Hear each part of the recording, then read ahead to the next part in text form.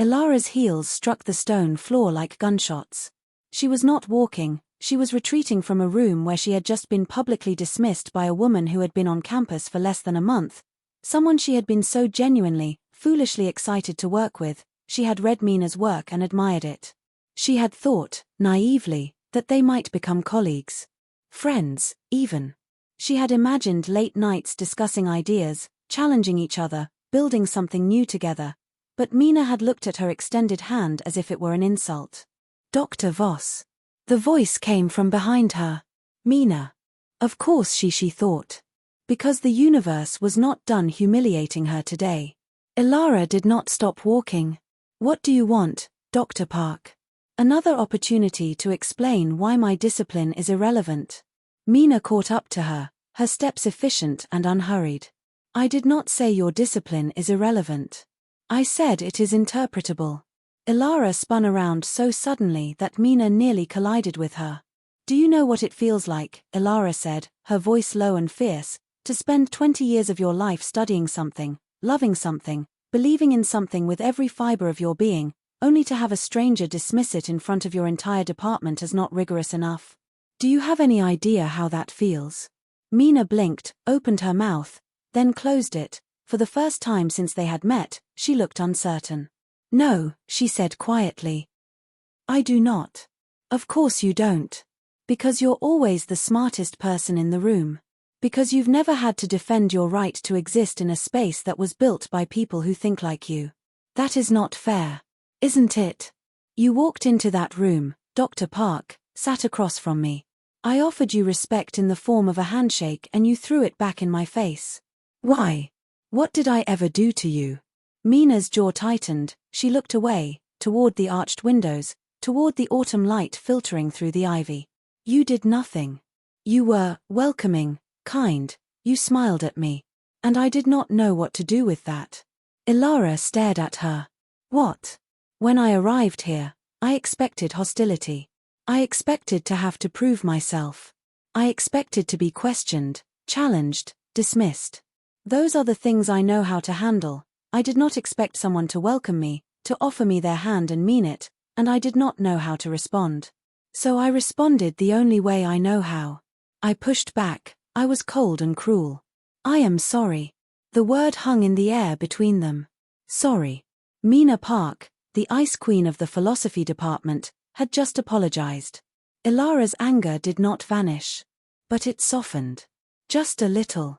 You could have just said that. Instead of attacking my entire field. I know. I am not good at this. At what? Mina met her eyes. At people, at connection, at accepting kindness without suspecting a motive. I have been focused on being alone for a very long time, Dr. Voss. I have forgotten how to do anything else. Elara looked at her, really looked at her. The perfect posture. The immaculate suit. The controlled expression. And beneath it, something fragile. Something hidden. Then learn, Elara said, her voice gentler now, something warm unlocking in her chest at the other woman, but she refused to name it. We have a whole semester. Start by not insulting my discipline in public. A ghost of a smile flickered at the corner of Mina's mouth. I will try. And next time I offer you my hand, take it. Elara whispered softly, stunned at the soft almost smile the stunning woman in front of her had. Mina nodded slowly while her heart felt as if it were trying to fly out of her chest. Next time. I will. They stood there for a moment, the corridor empty around them, the autumn light slanting through the windows. Neither of them knew it yet, but that was the moment. The moment the war ended. The moment something else began. Elara, still processing Mina's apology, had been ready to walk away. But something made her stay. Something made her turn back. Mina was already facing her. And in her hand was a sheet of paper. She held it up between them, her expression unreadable. Elara looked at the paper. She read the words in Mina's precise, careful handwriting. Literature is interpretation. Feelings are facts. The same words Elara had thrown at her moments ago. Written down. Kept. You wrote that down?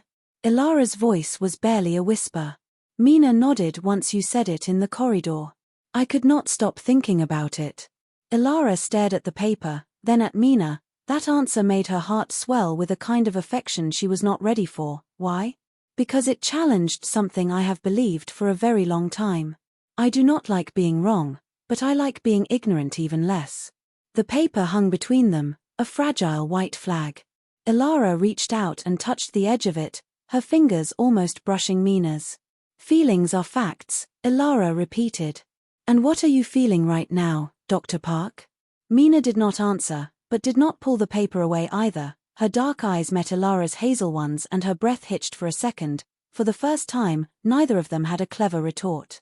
We should prepare for the seminar, Mina said finally, her voice quieter than before. Yes. We should. Neither of them moved. They met 3 days later to plan the syllabus. It was a disaster. I propose we start with Plato, Mina said. The allegory of the cave.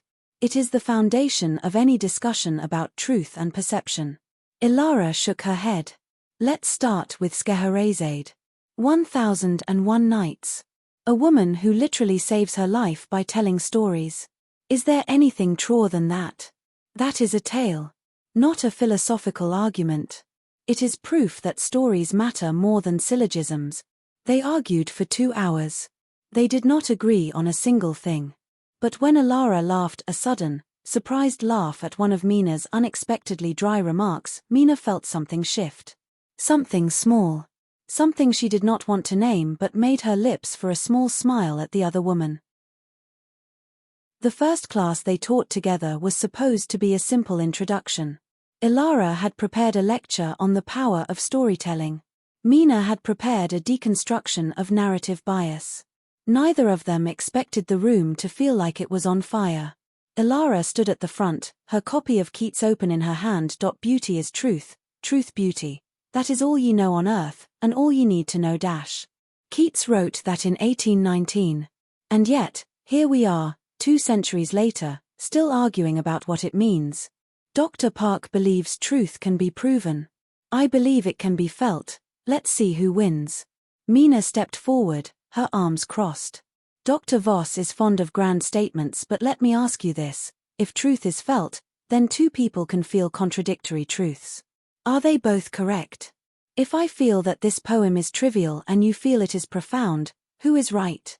Elara turned to face her, their eyes locking with clear joy at the rich debate at hand. Perhaps we both are. Perhaps truth is not a single destination. Perhaps it is a conversation. One that never ends. Or perhaps, Mina said, her voice dropping slightly, some of us are just wrong. The students held their breath. Elara smiled. It was not a friendly smile. It was the smile of someone who loved a challenge. Then prove me wrong, Dr. Park. I'm listening. Mina held her gaze for a moment longer than necessary. Perhaps I will. But not today. Today, I'm still observing. The word hung in the air. Observing. Elara felt her pulse quicken. She was not sure why. They ran into each other at the campus bookshop on a rainy Saturday afternoon. Elara was browsing the fiction section. Mina was in philosophy. Neither of them had planned to crash into each other. Neither of them believed in fate. But there they were. Dr. Voss. Dr. Park. They stood in the narrow aisle, surrounded by the smell of old paper and coffee. Rain streaked the windows. The shop was nearly empty. I didn't expect to see you here, Elara said, holding a worn copy of Persuasion. I thought you only read books that prove points. I read books that challenge me, Mina replied with a faint smile. I find most fiction do not. Then you're reading the wrong fiction. Elara held out her book. Austen. Persuasion. It's about a woman who gets a second chance at love. She thought she had lost it forever. She was wrong. Mina took the book, her fingers brushing Elara's. And what is the argument? What is the thesis?